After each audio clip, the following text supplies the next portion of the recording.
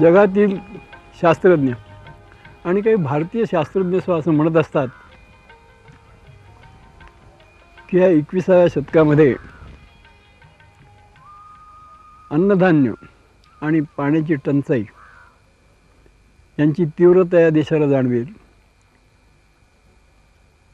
आणि या शतकाच्या अखेरीला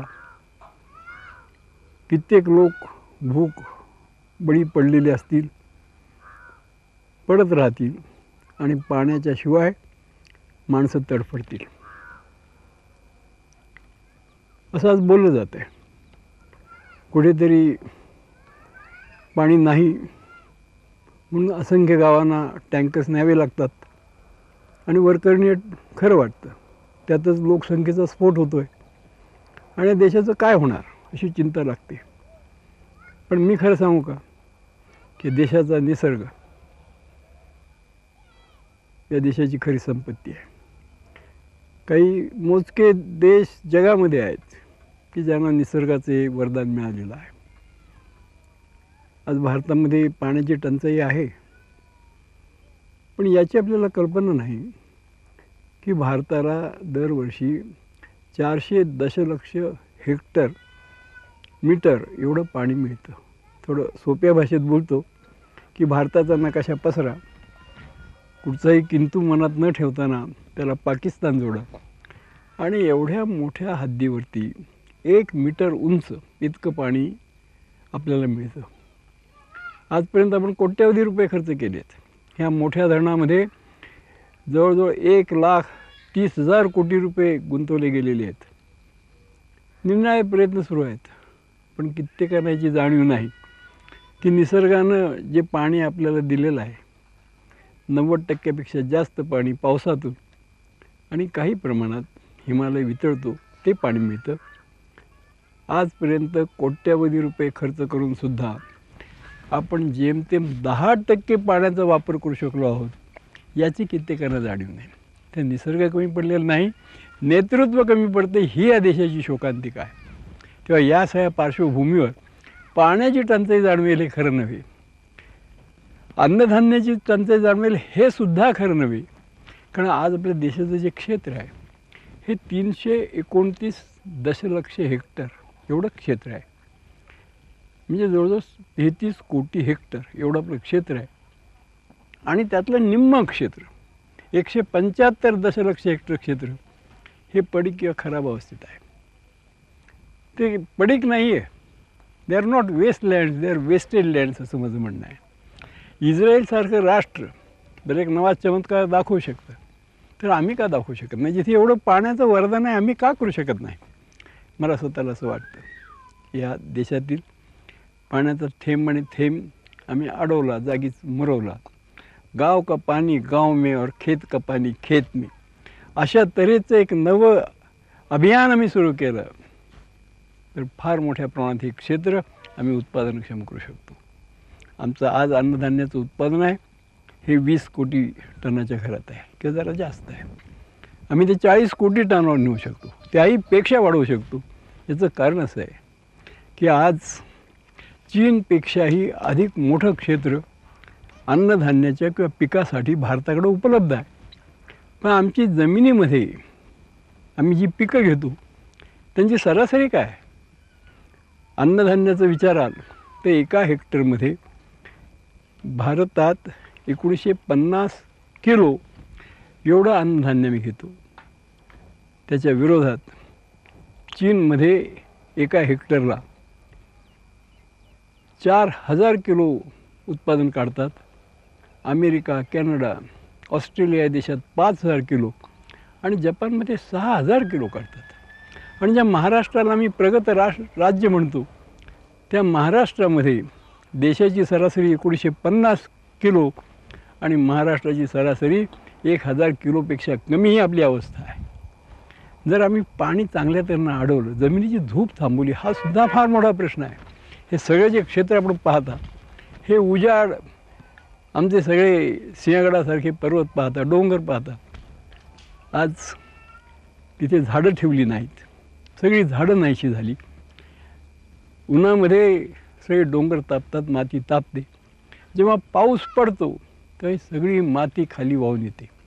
शास्त्रज्ञांचा अंदाज असा आहे की या देशामध्ये दरवर्षी 600 कोटी टनापासून 1200 कोटी टन माती याशी वाहून खाली येते. या सगळ्या नद्या चहाच्या पाण्यासारख्या दिसतात ना पावसाळ्यात, त्याचं कारण ते आहे.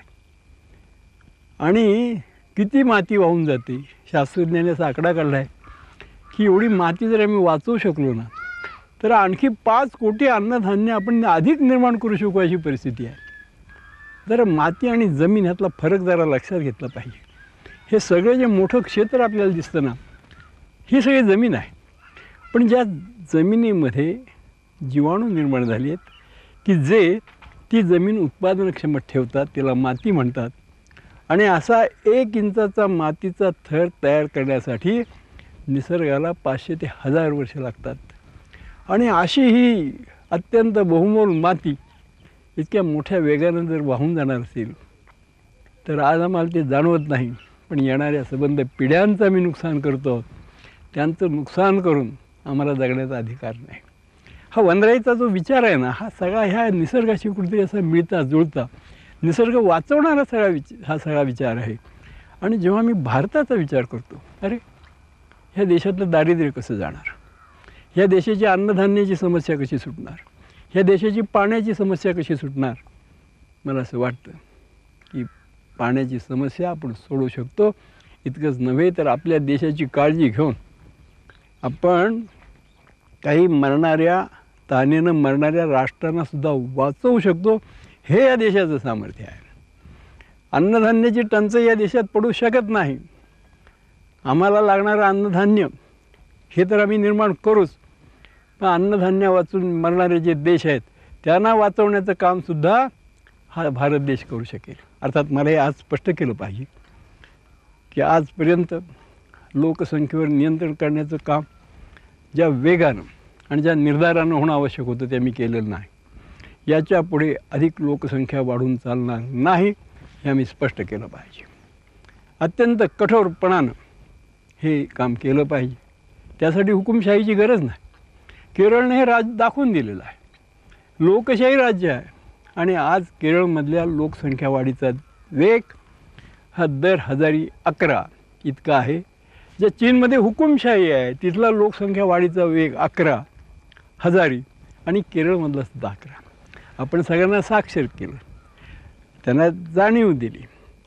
आरोग्य, आहार, ज्या स्त्रिया गरोदर राहतात त्यांच्या प्रकृतीची काळजी, जी बालकं पोटात असतात त्या बालकांची आणि जे जन्माला येतात त्यांची आम्ही जर चांगल्या तऱ्हेनं जर काळजी घेतली तर लोकांचा कुटुंब नियोजनाला विरोध राहत नाही, ते त्यामध्ये सहभागी होतात. आणि केरळ एक असं राज्य आहे की ज्या राज्यामध्ये हिंदूंच्यापेक्षा ख्रिश्चन आणि मुसलमान यांची लोकसंख्या अधिक आहे. अशा केरळमध्ये जर हा चमत्कार होतो तर तो देशात का होऊ शकत नाही. मला असं वाटतं लोकसंख्येची मी काळजी घेतली आणि हा आमचा जो निसर्ग आहे हा मी उत्पादनक्षम केला तर आम्ही कित्येक समस्यावर मात करू शकतो. जशी आमची जमीन आहे, आमचं पाणी आहे. अहो या देशाला 7,000 किलोमीटरचा समुद्रकिनारा मिळाला आहे. या देशामध्ये जी आजपर्यंत धरणं झाली किंवा जिथे पाण्याचे तलाव असे झाले, सगळ्या जगामध्ये जास्तीत जास्त पाण्याचे असे साठे असणारा देश म्हणजे भारत आहे. आणि भारताचा विचार केलात ना तर सगळ्या भारतामध्ये जास्तीत जास्त पाण्याचे साठे असणारा, धरणं असणारा प्रांत किंवा राज्य म्हणजे महाराष्ट्र आहे. पण या पाण्याचा आम्ही वापर काय करतो, कशा तऱ्हेनं करतो. अहो ते आम्ही नीट जमिनीला वापरत नाही, आमच्या झाडांना पिकांना वापरत नाही. आम्ही पाणी सोडतो ते जमिनीत सोडतो. गरज त्या जमिनीला नाही आहे, गरज त्या झाडाच्या मुळांना आहे. हेच इस्रायलने केलं आहे. ह्या पाण्यामध्ये तुम्ही फार मोठं क्षेत्र हे उत्पादनक्षम करू शकता. तेव्हा या पद्धतीनं आम्ही आमचा समुद्रकिनारा आहे 7,000 किलोमीटर. मला राहून राहून आश्चर्य वाटतं की अरे ह्या पर्यटनाच्या नावाखाली हा सगळा समुद्रकिनारा, त्याच्यावर असणारी जी मॅनग्रोव्ज आहेत, त्याच्या खारपट्ट्या आहेत, जी झुडपं आहेत, ती सगळं तोडण्याचं काम आम्ही चालवलं आहे. आम्ही का विसरतो आहोत की त्या ठिकाणी ती मॅनग्रोव्ज आहेत, ती झुडपं आहेत, त्याच्यामुळे जेव्हा समुद्राच्या लाटा उसळतात तेव्हा आपली धूप वाचवण्याचं ते काम करतात, देशाला वाचवतात. आणि त्याहीपेक्षा अधिक एक चांगलं महत्त्वाचं कारण की जी सगळी ज्या मॅनग्रोव्ज आहेत ना, त्या सगळ्या खारपट्ट्या आहेत ना, झाडांच्या झुडपं आहेत ना, भरतीच्या वेळेला मासे येतात, आपली अंडी तिथे घालतात आणि निघून जातात. They are the safest maternity homes for fishery. आम्हाला याची जाणीव नाही आहे आणि आम्ही ते उद्ध्वस्त करत चाललो आहे 5 स्टार हॉटेलच्या नावाखाली. सगळ्या देशांचा दौरा करण्याची संधी मला आपण दिलेली आहे. एकदा नाही, कित्येक वेळेला मी दौरे केलेले आहेत आणि मी असं पाहिलं आहे की निसर्गाचं जतन करूनच ते संबंध व्यवसाय करतात. ह्या देशातील पर्यटन व्यवसाय जर वाढवायचा असेल तर निसर्गाची काळजी घेतली तर तो अधिक मोठ्या प्रमाणात वाढेल. आज जगाचे टुरिस्ट गोव्याकडे काय येतात हो? ह्याचं कारण आहे अजूनही गोव्याचं सौंदर्य कायम राखलं गेलेलं आहे. ते उद्ध्वस्त होता कामा नये. मी नुकताच गोव्यात होतो, त्या मुख्यमंत्र्यांना विनंती करून सांगितलं की तुम्ही निर्धारानं सांगून टाका की गोव्याच्या निसर्गाचं संवर्धन करणं हीच गोव्याची खरी शक्ती ठरणार आहे. तेव्हा निसर्गाचं संरक्षण करून आम्ही फार मोठी मासेमारी करू शकतो. आमच्या ह्या तलावातून गोड्या पाण्याची मासेमारी आम्ही करू शकतो. आणि त्याचबरोबर आमचं पशुधन आहे. एवढ्या पशूंची गरज नाही. पशुधन म्हणजे गाई, म्हशी, बैल, शेळ्या, मेंढ्या वगैरे. आज भारत असा अफलातून देश आहे की 2 माणसामागे 1 जनावर आहे. आज या देशातील जनावरांची संख्या ही 39 कोटीपेक्षा जास्त आहे. एवढ्यांची गरज नाही आहे. पण जे आहेत त्या जनावरांच्या पासून आम्ही चांगलं उत्पन्न घेतो का? आज ही जी जनावरं आहेत ना, त्यामध्ये 20 कोटी गाई आणि म्हशी आहेत. जरा लक्षात घ्या, आम्ही चांगला चारा निर्माण केला, त्यांना कुसडी होत नव्हे. आज त्या डोंगरावरती मोकाट सोडतात तसं नव्हे. त्यांना आम्ही हमाटा, स्टायलो, मार्वेल, दशरथ अशा तऱ्हेची चांगली गवतं जर दिली, त्यांची थोडी काळजी घेतली, आरोग्याची काळजी घेतली. आणि मी जास्त म्हणत नाही, अहो सरासरीनं 1 लिटर दूध जरी आम्ही वाढवलं ना, तर या देशामध्ये 20 कोटी लिटर दूध, 200 कोटी रुपयांचं दूध आम्ही दिवसाला वाढवू शकतो. आणि त्याच्यावर प्रक्रिया केली तर आणखी आम्ही पैसे मिळवू शकतो. ही या देशाची संपत्ती आहे. सागर किनारा, आमची जनावरं, आमची वनस्पती. ह्या देशामध्ये इतकी विपुल वनस्पती आहे, औषधी वनस्पती आहे की त्याचा मी अजून वापर केलेलाच नाही आहे फारसा. आणि हा तळपणारा सूर्य, खऱ्या एन्व्हायरमेंटसारखे प्रश्न येतात ना, आपण इथे भांडत असतो, टीका प्रतिटीका चालते, पण तो आपल्याकडं पाहून हसत असतो. अरे तुम्ही त्या एन्व्हायरमेंटच्या नादी लागता, ह्या परदेशी कंपन्यांच्या नादी लागता, जरा माझ्या नादी लागा. तुम्हाला पाहिजे तेवढी ऊर्जा द्यायला मी समर्थ आहे ना, आणि शाश्वत स्वरूपानं देईन.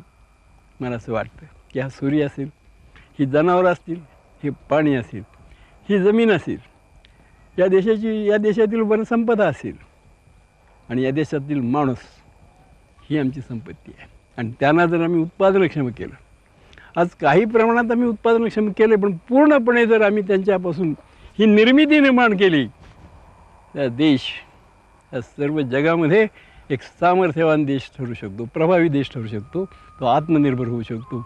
वनराईचं तत्त्वज्ञान आहे ते हेच आहे की हे सगळं देशामध्ये जे सामर्थ्य आहे ते उत्पादनक्षम कसं करावं, ह्या माणसाला कसं उत्पादनक्षम करावं.